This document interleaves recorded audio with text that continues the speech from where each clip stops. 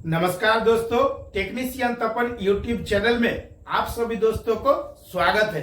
आज कुछ नया सीखते हैं। हेलो फ्रेंड्स, आज के नए वीडियो में आप सभी का स्वागत है। आज के इस वीडियो में मैं आप लोगों को रोटर रेजिस्टेंस कंट्रोल स्टार्टर का टीपीएम कैसे किया जाता है, टोटल प्रिवेंटिव मेंटेनेंस, उसके बारे में बताऊंगा। इस वीडियो को देखते हुए चाहे वो रोटर रेजिस्टेंस कंट्रोल स्टार्टर हो या फिर कोई भी स्टार्टर हो, जैसे ड्यूअल स्टार्टर हो, रिवर्स फॉरवर्ड स्टार्टर हो, स्टार डेल्टा स्टार्टर हो या स्टार डेल्टा रिवर्स फॉरवर्ड कोई भी स्टार्टर हो, तो सारे स्टार्टर का आप जो है सो टीपीएम कर सकते हैं। तो आज के इस वीडियो में आप अंत तक बने रहिए। मैं आपको स्टेप बाय स्टेप सारे चीज़ों को डिटेल्स भी इसका बताऊंगा। जो स्टार्टर है, ये रोटर रेजिस्टेंस कंट्रोल स्टार्टर कहाँ लगाया जाता है और इसका कैसे पूरा टेस्टिंग करेंगे और इसका पूरा टीपीएम कैसे करेंगे, सब चीज़ मैं आपको आज के इस वीडियो में बताने वाला हूँ। दोस्तों, ये जो स्टार्टर है रोटर रेजिस्टेंस कंट्रोल स्टार्टर, ये जो ईओटी क्रेन पर इसका इस्तेमाल किया जाता है। ईओटी के जो फुल फॉर्म होता है electric overhead travelling crane. EOT crane का इस्तेमाल जो है दोस्तों वो इंडस्ट्रीज में किया जाता है, जहाँ पे हैवी लोड को लिफ्ट करके एक जगह से दूसरे जगह तक ले जाया जाता है। तो ईओटी क्रेन पे जो ये स्टार्टर इस्तेमाल हुआ है, ये मेन होस्ट के लिए है। और भी एलटी पैनल होता है, सीटी होता है, वो सब में भी ये स्टार्टर लगता है। तो आज की जो इस वीडियो में मैं आप लोग को दिखाने वाला हूँ, ये है मेन होस्ट का पैनल, जिसको एमएच शॉर्ट में बोला जाता है। मेन होस्ट का पैनल में इसका जो स्टार्टर इस्तेमाल किया गया, इसके बारे में मैं आपको बताऊंगा। सबसे पहले जो आप देख रहे होंगे, ये है एमसीसीबी इसके लिए लगाया गया है। जो मेन ब्रेकर है इसका, ये मेन होस्ट के पैनल के लिए। ये जो एमसीसीबी है, ये पावर सर्किट के सेफ्टी के लिए है। इसका जो फुल फॉर्म होता है मोल्डेड के सर्किट ब्रेकर। और ये जो एमसीबी है, सिंगल पोल के लिए लगाया गया है। ये कंट्रोल सर्किट के सेफ्टी के लिए लगाया गया है। ये जो एमसीबी का पूरा नाम होता है मिनिएचर सर्किट ब्रेकर। ये एमसीसीबी चाहे एमसीबी दोनों जो है दो प्रोटेक्शन प्रोवाइड कराता है, एक शॉर्ट सर्किट का और एक ओवरलोड का। ओवरलोड के सिचुएशन में इन दोनों के अंदर बायोमेटेलिक स्ट्रिप होता है, जो गर्म होकर के ब्रेकर को ट्रिप कराता है। और शॉर्ट सर्किट के सिचुएशन में ये अपने आप जो है सो ट्रिप हो जाता है। ट्रिप के सिचुएशन में इसको हम लोग को नीचे की तरफ ब्रेकर को रिसेट करते हुए फिर वापस से ऊपर की तरफ उठाना पड़ता है। इसके बाद से दोस्तों, ये जो है आपको टाइमर दिखाया गया है। ये टाइमर लगा हुआ है। ये इसमें 3 टाइमर लगाया गया है। 3 टाइमर इसलिए लगाया क्योंकि इसका जो स्टेप के कॉन्टेक्टर हैं, इसमें 3 स्टेप के कॉन्टेक्टर लगे हैं। स्टेप का कॉन्टेक्टर मतलब जिसके रेजिस्टेंस के कॉन्टेक्टर लगे हैं, 3 रेजिस्टेंस के कॉन्टेक्टर लगाए गए हैं। और ये जो तीनों टाइमर है, ये ऑन डिले टाइमर है। ऑन डिले टाइमर का इस्तेमाल जो है सो रेजिस्टेंस के कॉन्टेक्टर को स्टेप बाय स्टेप ऑन कराने के लिए किया जाता है। दोस्तों, ये जो कॉन्टेक्टर दिखाई दे रहा है आपको, ये जो 2 कॉन्टेक्टर है, ये रिवर्स और फॉरवर्ड का कॉन्टेक्टर लगाया गया है। ये दोनों के कॉन्टेक्टर के कारण ही मोटर जो है सो रिवर्स डायरेक्शन में घूमता है और फॉरवर्ड डायरेक्शन में घूमता है। ये दोनों कॉन्टेक्टर के ऑन होने के बाद ही इसमें इंटरलॉकिंग दिया जाता है कि दोनों कॉन्टेक्टर जो है सो एक साथ ऑन नहीं हो सकता है। ये जो आप साइड से देख रहे हैं, इसमें लगाया गया है, इसको ऑक्सिलरी कॉन्टेक्ट बोला जाता है। या ऑक्सिलरी कॉन्टेक्ट के थ्रू क्या है, इसमें इंटरलॉकिंग दिया जाता है दोनों कॉन्टेक्टर में, कि अगर एक कॉन्टेक्टर जो है सो ऑपरेट हो रहा है तो दूसरा कॉन्टेक्टर कभी भी ऑन नहीं होगा। और ये दोनों कॉन्टेक्टर में से कोई एक कॉन्टेक्टर जब ऑन हो जाएगा, उसके बाद ही जो है सो यहाँ पे ऑन डिले टाइमर ऑन होगा। और ऑन डिले टाइमर के ऑपरेट होने के साथ ही ये स्टेप का जो है सो कॉन्टेक्टर जो है सो 1 बाय 1 ऑन होगा। पहले एक ऑन होगा तो फिर उसके बाद दूसरा वाला ऑन होगा, फिर तीसरा वाला ऑन होगा। ये जो आप दिखाई दे रहा है, ये है ओएलआर का जो फुल फॉर्म होता है ओवरलोड रिले। इसको पूरा नाम है thermal overload relay. Thermal overload relay इसको बोला जाता है क्योंकि इसके अंदर में भी जो है सो ये हीट बेसिस पे काम करता है। इसके अंदर में भी जो है सो बायोमेटेलिक स्ट्रिप लगा होता है। इसमें जो है सो क्या बेनिफिट है इसका, हम लोग आप देख पा रहे हैं, करंट का सेटिंग कर सकते हैं। ये जो थर्मल ओवरलोड रिले, इसका जो रेंज है ये 70 to 95 है। इसको हम सेटिंग करते हुए सेट कर सकते हैं कि हम जितना एम्पियर पे चाहेंगे उतना एम्पियर से जैसे ही ज़्यादा मोटर करंट लेने लगेगा तो ये ओएलआर ट्रिप हो जाएगा। इस ओएलआर के साथ में जो है सो एक कंट्रोलिंग दिया रहता है। इसके अंदर में एनओ कॉन्टेक्ट होता है और एनसी कॉन्टेक्ट होता है। तो जो एनओ है वो एनसी हो जाएगा और एनसी जो है सो एनओ हो जाएगा। उस समय कंट्रोल सर्किट जो है सो ट्रिप हो जाता है। तो ये जो ओएलआर होता है कभी भी जो है सो पावर सर्किट को ट्रिप नहीं करता है, ये कंट्रोल सर्किट को ट्रिप करता है। और ओएलआर का जो सेटिंग है, कभी भी जो मोटर का फुल लोड होता है उसके 80% पे रखना चाहिए, जिससे मोटर का जो है सो लाइफ जो है सो आपको कंटिन्यू मिलेगा, लॉन्ग लास्टिंग तक आपका मोटर चलेगा और मोटर जल्दी ख़राब नहीं होता है। हमारा जो आप देख रहे हैं सेटिंग किया गया है, ये 70 एम्पियर पे है। और जो मेरा मोटर है वो 56 HP का है, उसका फुल लोड करंट 86 एम्पियर है। उस हिसाब से इसका जो लोवेस्ट रेंज है आप देख पा रहे होंगे 70 एम्पियर पे इसका सेटिंग किया गया है। और इस जो ओएलआर है, इसका यहाँ पे 2 दिया गया बटन दिया गया है, एक टेस्ट का है, एक रीसेट का है। ये जो बटन दिया गया है टेस्ट का, इसको जब दबाएंगे तो ये देखेंगे आप, ये जो ग्रीन प्रोब है ये बाहर की तरफ आ जाता है। जब भी ऑयलर ट्रिप करता है तो उस समय ये जो ग्रीन वाला प्रोब है बाहर की तरफ आता है, हमको पता चल जाता है देख करके कि ऑयलर अभी ट्रिप हो चुका है। और इसके साथ में एक कनेक्शन भी दिया गया है, देखिए 2 वायर, जिसे एक इंडिकेटर लगा हुआ है, जो इंडिकेटर जलता है जिससे को पता चल जाता है ट्रिप है ऑयलर। तो उसको रीसेट कैसे करते हैं, ये ग्रीन वाला प्रोब को जब दबाएंगे अंदर की तरफ तो ये रीसेट हो जाता है। उसके बाद से दोस्तों जब टीपीएम कर रहे हैं तो मेन चीज़ होता है कि जिसका टाइटनेस है, जितने भी इसके बोल्ट दिए गए हैं ये सारे बोल्ट को टाइटनेस चेक करना बहुत ही ज़रूरी होता है। टाइटनेस नहीं रहेगा तो जब फुल लोड पे क्रेन ऑपरेट होगा उस समय क्या होगा, ये जो लग्स होते हैं गर्म होने लगते हैं, गर्म होकर कट जाता है। उसके बाद तो जितने भी आपको कॉइल का कनेक्शन दिया गया है, इसमें कॉइल में हो सकता है कि 110 वोल्ट भी हो, 220 वोल्ट भी है, 440 वोल्ट है। वो डिपेंड करता है कि आपका क्रेन का कैपेसिटी कौन सा है और कौन सा कंपनी का क्रेन है।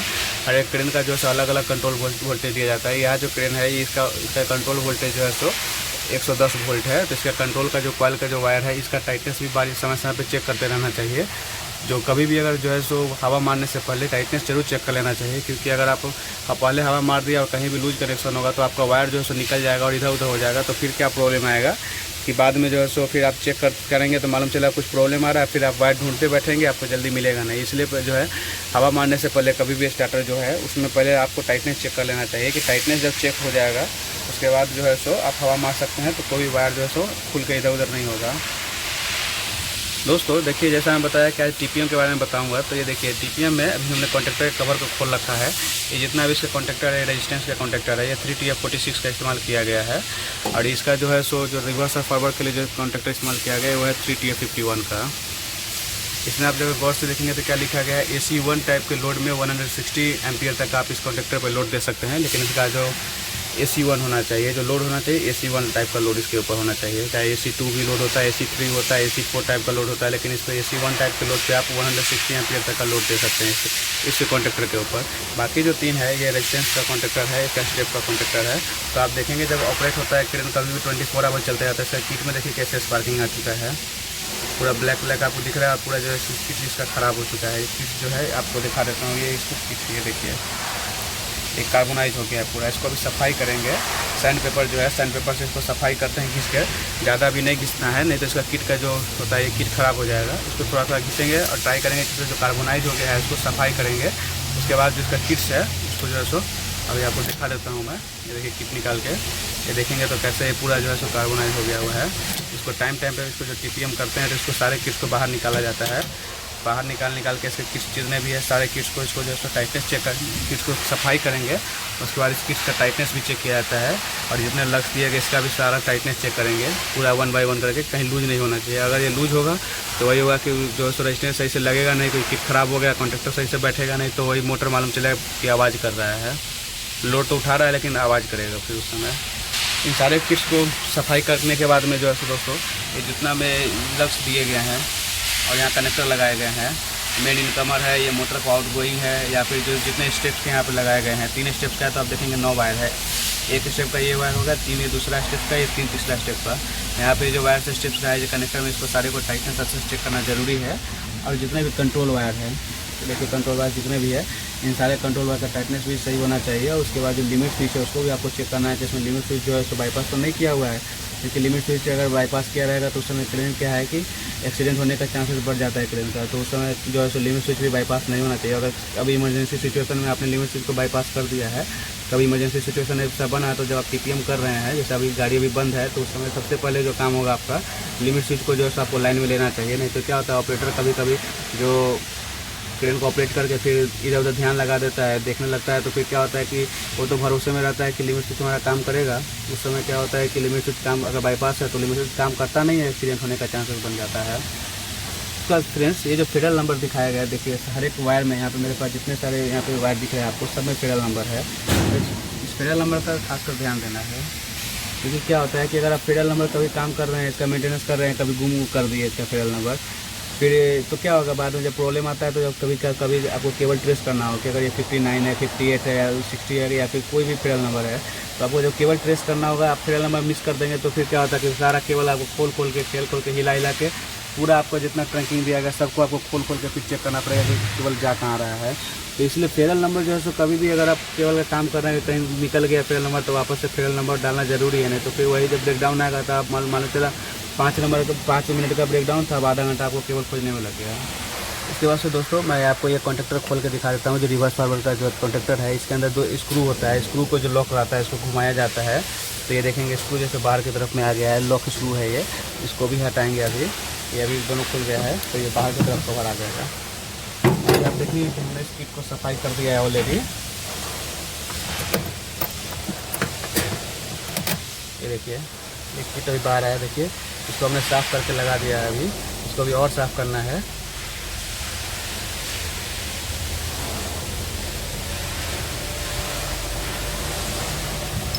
ये इसका किट्स है और ये इसको जो है प्लंजर बोला जाता है। ये इसके अंदर कॉइल होता है कॉन्टेक्टर के, तो जैसे ही कॉइल मैग्नेटिक फील्ड बनाता है तो ये प्लंजर को अपनी तरफ अंदर की तरफ खींचता है। ये खींचने से क्या होता है, कॉन्टेक्टर ऑपरेट होता है और ये किट जो है, किट के थ्रू सप्लाई जो है सो लाइन साइड से होते हुए लोड साइड तक आता है। और इसके वायर के थ्रू क्या है, ओवरलोड रिले जो लगा हुआ है OLR में आता है। OLR से होते हुए फिर जो है सो मोटर तक सप्लाई जाता है। फ्रेंड्स अभी मैं आपको LT का मोटर, सिटी का मोटर और मेन हाउस का मोटर भी आपको दिखा देता हूँ, सिटी भी दिखा देता हूँ। उसके बाद से मैं जब नेक्स्ट वीडियो बनाऊँगा उसमें आपको सिटी का जो स्टार्टर लगा है या LT का जो है, उसको मैं आपको उसका जो है TPM कैसे करना है उसके बारे में मैं आपको उसमें नेक्स्ट वीडियो में बताऊँगा। फिर इसका प्रोटेक्टिव पैनल है, प्रोटेक्टिव पैनल के बारे में भी आपको नेक्स्ट वीडियो में बनाऊँगा। अभी मैं आप लोगों को मोटर दिखा देता हूँ, जितने मोटर लगे हुए हैं मोटर से दिखा देता हूँ। फ्रेंड्स ये जो है सो LT का मोटर है। LT मतलब लॉन्ग ट्रैवल। ये जो मोटर लगा है देखिए मैराथन मेक का लगा हुआ है और इसके अंदर में जो है सो आप देखेंगे तो ये जो लगा है कार्बन ब्रशेस लगे हुए हैं। कार्बन ब्रश को टाइप में देखना पड़ता है कि कार्बन ब्रश जो है उसका जो साइज़ है वो क्या है, चलते चलते घिसता है तो घिसते घिसते छोटा तो नहीं हो गया है, एकदम से ख़त्म तो नहीं हो गया, नहीं तो स्लिपिंग पे स्पार्किंग आ जाता है।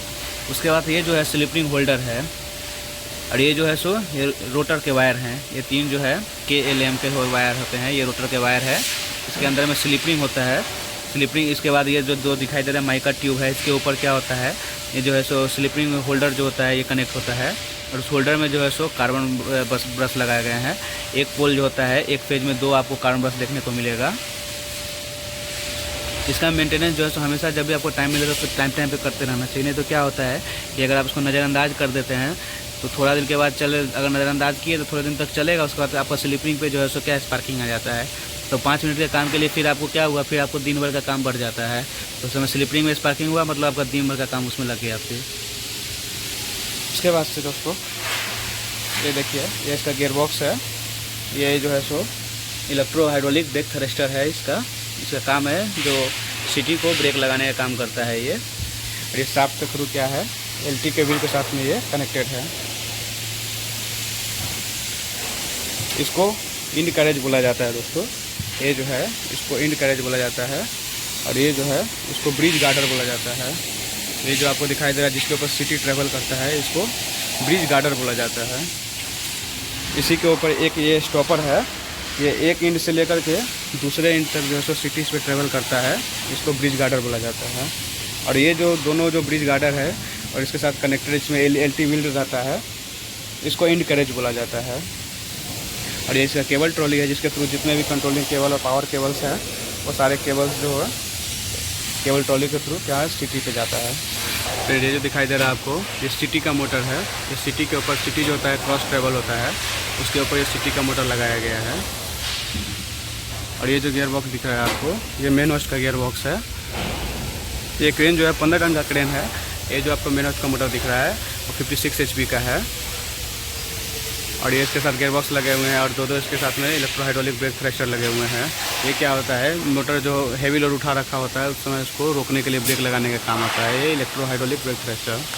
और एक क्लास जो है वो आपका 2 घंटा लगातार कंटिन्यू होता है। जो आपको स्क्रीन में यहाँ पे दिख रहा है कि 9:30 बजे से लेकर 11:30 बजे तक का क्लास है। ये किसका टाइम है, ये मेरा टाइम। यानी कि अगर हम टीचर है, हमको 2 घंटे के अंदर में क्लास का जो टॉपिक है वो खत्म करना है। इसके बाद जितना सारा फ्रेंड का जो जो डाउट आएगा, जो जो क्वेश्चन पूछेगा, एक एक क्वेश्चन को सुनना है और प्रॉपर तरीका से समझाना है। और हम अगर किसी को समझाते हैं, अभी तक जितना भी स्टूडेंट जुड़ा हुआ है सबको 0-0 समझ में आता है। क्यों ना सुबह 5 बजे तक क्लास देना पड़े। अभी तक का जो रिकॉर्ड है वो सुबह 5 बजे तक क्लास कंटिन्यू हुआ है। आज के वीडियो के लिए इतना ही। नमस्कार, जय हिंद। आप भी ऑनलाइन क्लास ज्वाइनिंग कर सकते हैं।